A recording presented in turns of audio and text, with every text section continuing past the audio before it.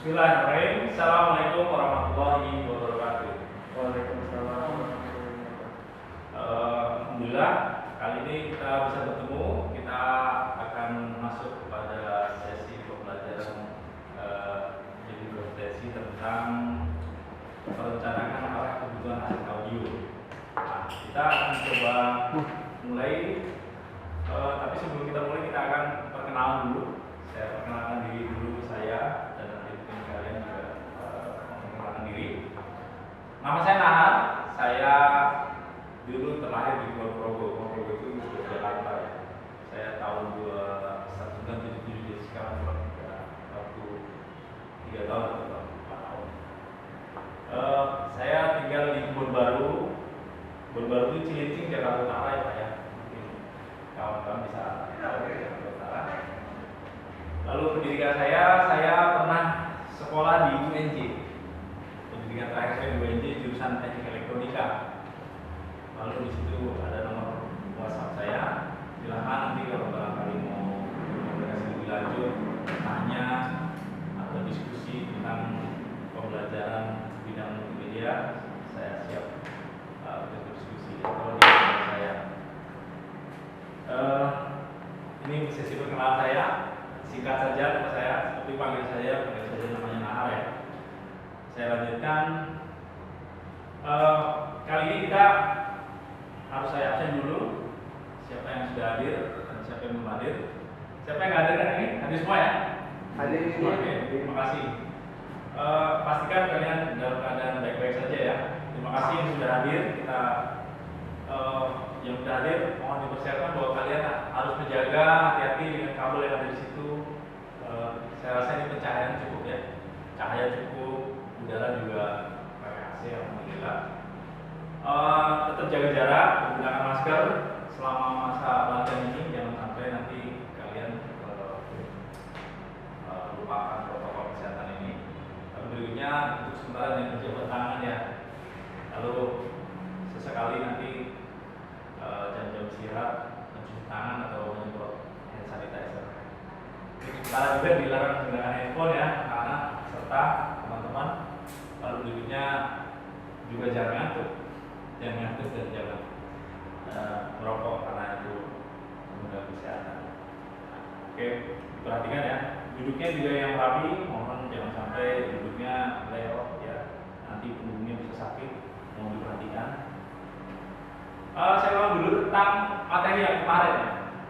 Sesi kemarin kita ada namanya prosedur pengerjaan aset visual teridentifikasi ya. Jadi aset-aset audio itu dan aset tidak hanya audio ya, aset visual di mana ada video, audio itu harus tersimpan dengan baik ya, teridentifikasi, mudah dicari. Jadi kalau di folder-folder harus diletakkan. Masih ingat ya kemarin minggu lalu? Masih ingat kan? Masih. Oke, masih. Karena materi ini berkaitan dengan materi yang hari ini, sehingga kalian harus memahami terlebih dahulu materi prosedur pengerjaan aset visual teridentifikasi. Nah, kali ini kita akan masuk ke ini ya, materi yang baru, yaitu judul kompetensinya merencanakan arah kebutuhan aset audio, yaitu cara mengidentifikasi ruang lingkup pekerjaan audio berdasarkan kreatif brief. Ruang lingkup audio berdasarkan kreatif brief. Nanti kita akan bahas apa itu kreatif brief, lalu bagaimana cara mengidentifikasinya ya. Nah, ini kita akan membuat seperti ini urutannya ya, dari analisis kebutuhan pelatihan, program pelatihan, berikutnya jadi kompetensi dan kriteria ketiga, lalu terpilihlah cara mengidentifikasi ruang lingkup pekerjaan audio. Nah, tujuan dari pelatihan ini adalah peserta mampu ya, peserta kompeten untuk mengidentifikasi ruang lingkup pekerjaan audio bersama kreatif brief. Lalu manfaatnya, peserta setelah mengikuti pelajaran secara lengkap diharapkan peserta menampilkan daftar ruang lingkup pekerjaan audio berdasarkan kreatif brief. Jadi kalian nanti harus menampilkan hasilnya. Baik, kalau sudah kita akan masuk materi. Yang pertama adalah kreatif brief. Kreatif brief adalah dokumen yang digunakan oleh para profesional ya, profesional dalam hal ini maksudnya orang-orang multimedia dan agensi sebagai langkah awal. Jadi ini dokumen ya, berupa dokumen dan biasanya selembar 2 lembar. Halaman ini mendeskripsikan atau di sana menjelaskan tentang strategi sebuah proyek dalam bidang kreatif. Jadi proyek kreatif di dalam itu tertuang di dalam kreatif brief. Contohnya mungkin kamu pernah tahu ya, kalian pernah tahu namanya kampanye marketing. Kampanye marketing. Pernah tahu ya? Kampanye marketing pernah tahu ya? Jadi semacam mungkin kalau di Facebook itu namanya iklan atau iklan yang sering tampil di Facebook itu juga merupakan kampanye marketing. Atau kreatif brief itu dapat dianalogikan sebagai peta yang memberikan pedoman bagi tim kreatif agar bisa mencapai tujuan yang ditentukan. Jadi kreatif brief itu semacam peta tapi yang nanti itu akan dibaca oleh pelaksana ya, tim kreatif yang lainnya. Tim kreatif kan banyak ya, nanti ada fotografer, videografer, ada lagi fotografer, ada lagi penulis skrip, dan seterusnya. Nah itu dia semuanya berlandaskan kepada kreatif brief tersebut.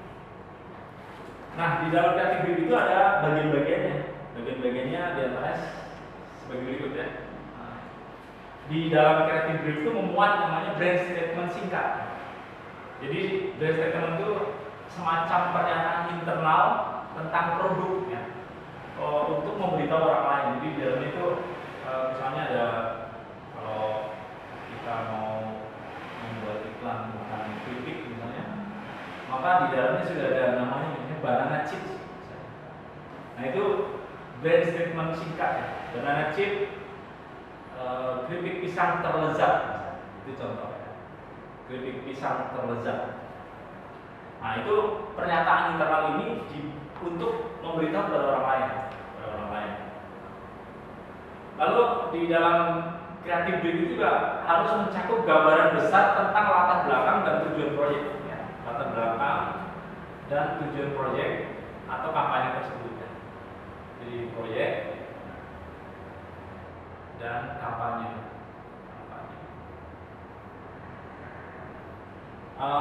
Harus digambarkan latar belakangnya, latar belakang tujuan proyek atau kampanye tersebut ya. Harus menjelaskan. Sehingga nanti antara tim kreatif dan klien itu dia memiliki kesamaan pemahaman. Lalu berikutnya di dalam kreatif brief juga mencakup ada tantangan utama yang harus dilalui. Jadi dalam prosesnya itu ada tantangan yang harus dilalui. Jadi seberapa kesulitannya dalam pengerjaannya. Lalu juga di dalamnya mencakup target audiens dari proyek tersebut. Jadi kalau kita nyusun proyek misalnya iklan, kita harus pertimbangkan siapa yang bakal menonton iklan tersebut. Jadi itu namanya target audiens. Proyek ini untuk iklan dewasa atau proyek ini untuk iklannya untuk kritik yang akan dimakan oleh anak-anak. Atau ada iklan sepatu, maka sepatu ini anak muda misalnya. Maka dijelaskan di sana ada target audiensnya, dijelaskan itu siapa. Kira-kira seperti itu. Dan di dalam kreatif brief juga sudah harus mencakup kompetitor. Jadi kalau kita bikin iklan kritik misalnya, maka di dalam sudah ada kompetitornya itu sudah dijelaskan ini keripik pisang ini kompetitornya harus sudah terutamanya. Maka ketika tim kreatif harus bekerja maksimal, maka dia harus mampu atau mengetahui kompetitor sehingga dia mampu membuat produk yang jauh lebih baik. Oke. Berikutnya brand value dan posisinya di pasar. Jadi kalau kita sudah tahu posisi di pasar, maka kita sudah bisa punya gambaran bahwa nanti produk kita akan diterima. Dan yang terakhir adalah kanal komunikasi yang penting agar proyek bisa berjalan dengan lancar. Nah, sampai sini bisa dipahami ya, anak-anak, bahwa di sana ada apa itu kreatif brief. Dia berupa dokumen ya, berupa dokumen profesional sebagai langkah awal dalam membuat coding ini nanti dia 2 lembar, 1 atau 2 lembar, bisa 1 lembar. Yang itu nanti merupakan kesepakatannya dari agensi dan tim kreatif, ya. Yang muatannya tadi diantaranya bagian-bagiannya sudah disebutkan tadi. Lalu kreatif juga adalah merupakan sebagai peta, ya. Peta yang memberikan pedoman bagi tim kreatif agar bisa mencapai tujuan yang sudah ditentukan. Jadi kreatif. Di sini paham, Mas Bijak, Mamba. Amrik, paham ya? Jadi paham ya? Lanjut kita lanjutkan ke materi berikutnya. Kalau sudah dipahami, maka kita akan masuk ke materi berikutnya. Nah ini saya tambahkan sedikit tentang sampel. Ini contoh kebetulan ini kreatif brief yang berupa 1 lembar. Jadi contoh kreatif brief merek sepatu, Aspropis, merek sepatu. Ini brandnya namanya. Di sini jelaskan ada statement dari brand merek sepatu ini. Saya tidak jelaskan lebih panjang di sini. Tadi sudah saya jelaskan di sesi sebelumnya, ya, contoh saja dari kreatif brief. Baik, selanjutnya kita kalau sudah paham tentang kreatif brief, maka kita harus baru mulai masuk ke materi yang berikutnya, yaitu profesi pekerja audio dalam rekaman. Jadi ada, mungkin kalian pernah tahu bahwa di dunia audiografi itu ada orang-orang yang bekerja sebagai dia menangani audio. Ternyata banyak, ya. Ternyata banyak. Di antaranya adalah ada namanya studio engineer. Studio engineer itu adalah orang yang bekerja dengan fasilitas studio, baik bersama produser maksudnya, atau dia sendiri. Jadi studio engineer itu dia bisa sendiri atau bekerja sama dengan produser. Jadi ada orang yang misalnya di studio, yang di sana ada orang yang secara profesional dia bekerja di studio tersebut. Nah, nanti pekerjaannya adalah yaitu mengelola fasilitas studio tersebut. Itu studio engineer namanya. Ya. Lalu ada juga dalam profesi pekerja audio itu ada namanya recording engineer. Recording ini secara fungsi dia adalah orang yang melakukan perekaman, kerjanya merekam saja, merekam misalnya kalau ada kebutuhan, misalnya suara yang diperlukan atau narasi yang diperlukan dalam video, maka seorang recording engineer itu fungsinya seperti itu, merekam, menyiapkan sampai nanti diserahkan kepada tim kreatif yang lain. Yang berikutnya ada namanya asisten engineer. Asisten engineer. Asisten engineer ini fungsinya adalah biasanya di studio rekaman yang besar-besar, ya. Jadi ada yang bekerja sebagai asisten, membantu engineer inti.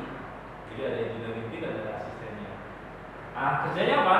Ya dia kalau di namanya juga asisten, ya. Kan pernah tahu ada yang bagian nyiapin mikrofon atau masang kabel sana kemari, menyiapkan sampai nanti bisa on, ya, atau mengatur sesi rekaman dan beberapa kasus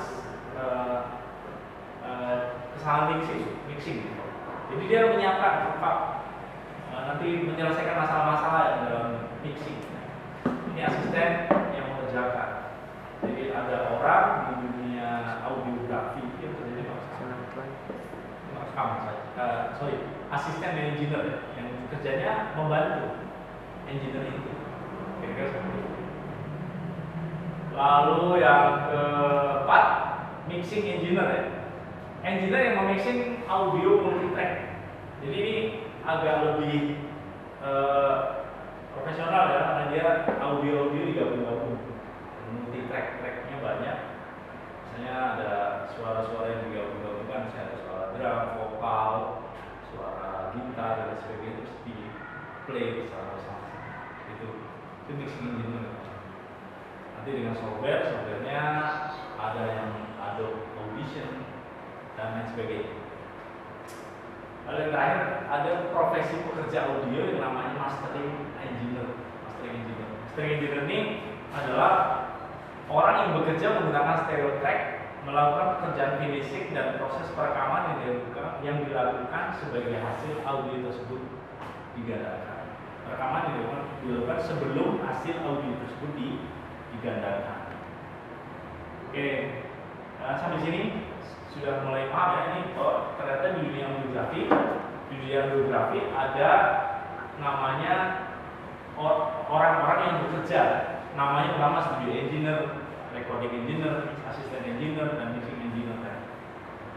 Dan yang terakhir mastering engineer ya. Dan ini harus dipahami. Lalu berikut materi pokok kita adalah bagaimana sih cara mengidentifikasi ruang lingkup pekerjaan audio ya. Cara mengidentifikasinya adalah harus memahami bagian-bagian dari creative brief. Sebagai contoh misalnya dalam pembuatan video iklan, maka kita harus tahu bagian-bagian tersebut sehingga kita tahu apa yang dibutuhkan dalam suara yang diperlukan. Kalau cuma sederhana ya kita nggak perlu mastering engineer, kita hanya butuh recording engineer untuk menyelesaikan proyek tersebut. Nah, kira-kira seperti itu ruang lingkup pekerjaan audionya.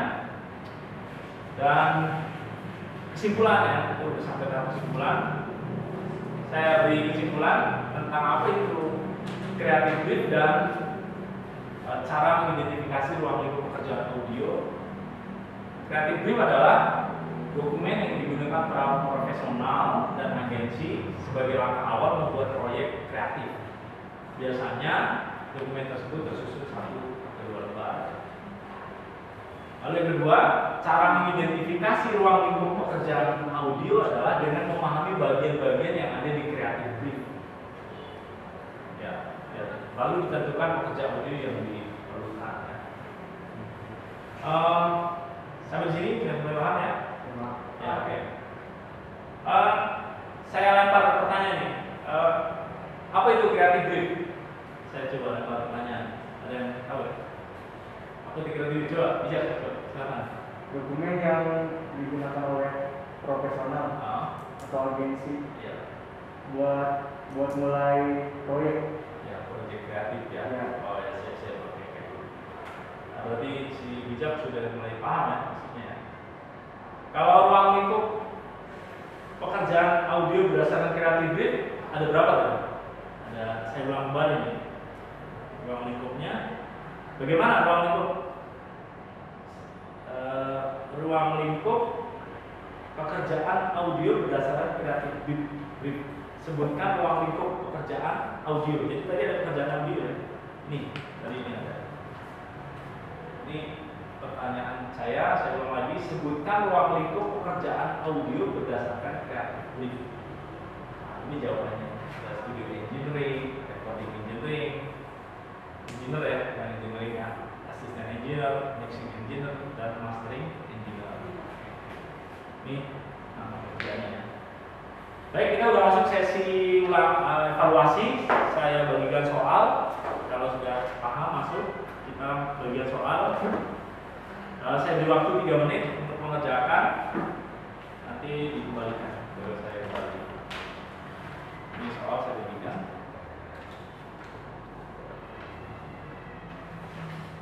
Soal kamu. Sudah kerjaan. Saya kasih waktu 3 menit.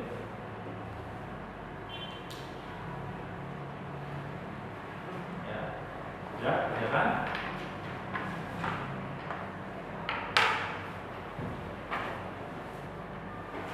Baik, terima kasih sudah. Terima kasih sudah dikumpulkan.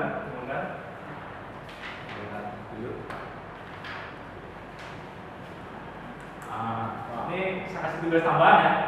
Tugas tambahannya adalah membuat rangkuman dari berbagai sumber mengenai pekerja audio engineer. Jadi diulang lagi. Lalu berikutnya tugas dibuat dalam bentuk soft copy dan dibukukan di dokumen berikutnya. Terima kasih. Sampai di sini